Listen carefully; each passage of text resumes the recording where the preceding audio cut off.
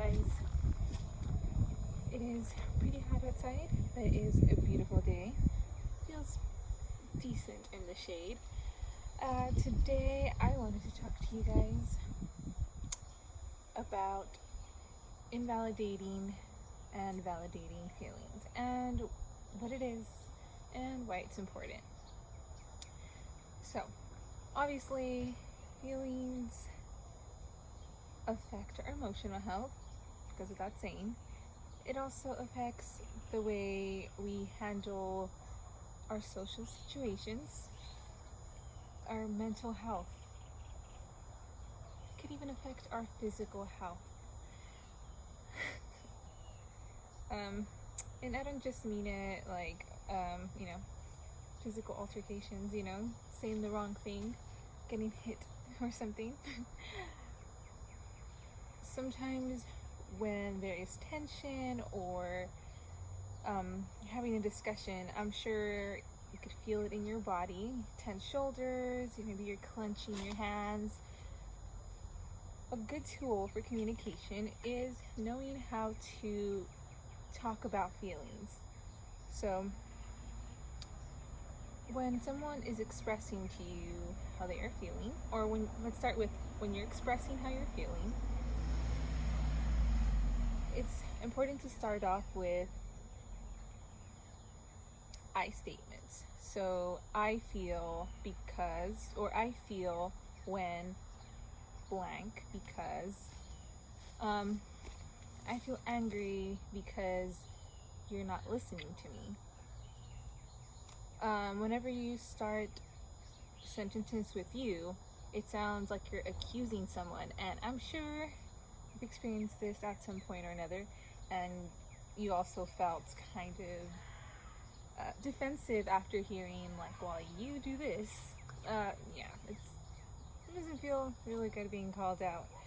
So now getting back to the validation part. So if someone's using those I statements towards you, it kind of might not work if you're also not receiving their feelings. So, see, conversations are two-way streets. If one person is doing their best to have a productive and solution-focused or peaceful conversation, instead of just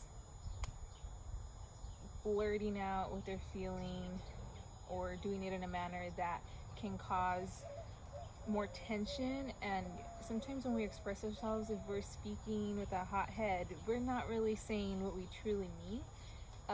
Sometimes we say what we mean, and other times it comes out wrong, or we're just so angry that we say something even if it's not completely true or true at all. So if we are the person that's being spoken to with the I statements, if we're told that, I'm upset because you're not listening to me, and it's like, well, it's because I didn't like your tone. Okay, well, it may be valid that it's because they didn't like their tone, but it's not really productive to just start going back and forth with the things that was irritating you first. How about listen, like, okay, take it from their point of view. Why would they be upset?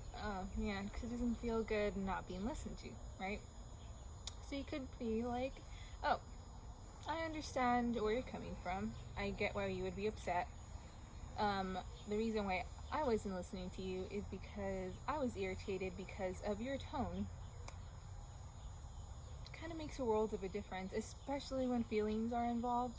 The way we choose our words, sometimes people are like, well, words are just words, they don't really mean anything. But our words have weight, and maybe it's not physical weight until it starts causing tension in the body, like I said before. But first, it starts off with emotional weight, and pretty soon that emotional weight starts getting heavy, and when you talk to this person, or every time you try to talk to this person about something like that's a touchy subject, it could cause a lot of reactivity. It could cause a lot of negative responses. So I encourage healthier communication through that, of learning how to validate people's feelings when they are speaking to you. And I'm not saying like validate everyone's feelings in sociopathic ways, like if you're being gaslighted, you know, and someone's like, oh no, but you shouldn't be feeling that way.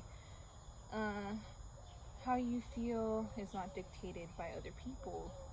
You can't, even if it's not logical all the time, we feel what we feel, and it's okay to feel that way, as long as we're not acting out in a bad way, or it's not overtaking us. So I encourage you guys to try to use this tool in your future conversations. I would not call them arguments, because people also don't like that word. But maybe even in your arguments, conversations where things are starting to get heated, or you're not seeing eye to eye with someone, let me know in the comments if you've done this before, or later on if you use it. Hopefully it works out for you. And I hope you liked my videos, or this video. I will be making other videos, probably some more. Right now I had some other ideas floating around my head for videos, so you might see this outfit again in the outside in the same spot. I'll catch you guys later. Like, subscribe,